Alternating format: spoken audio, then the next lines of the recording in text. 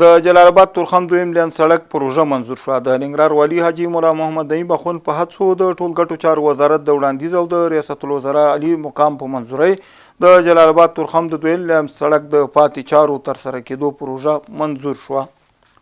ننګرهار بټي کوټ ولسوالۍ ته د ماټو حاصلاتو په رسیدو سره د سیلانیانو ورتګ تر بل هر وخت زیات شوی.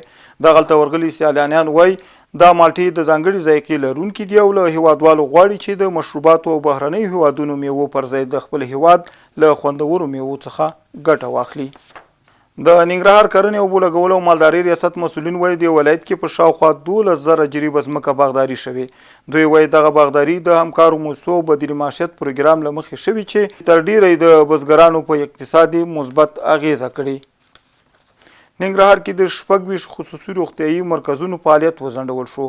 د ننګرهار عامه روغتیا ریاست د څارنې او پلټنې امریت مسؤلینو په سره رود چپرهار کامې او رودات ولسوالۍ کې د 26 خصوصي روغتیايي مرکزونو فعالیت وځنډاوه. تورخم کې 300 راستنه شوو کورنیو سره د خوراکي توکو مرسته وشوه. د ننګرهار کډوالو او بیرته راستنېدونکو چارو ریاست په هڅو د GAAC موسسې له لوري تورخم کې له پاکستان څخه 300 راستنه شوو کورنیو سره د خوراکي توکو مرسته وشوه.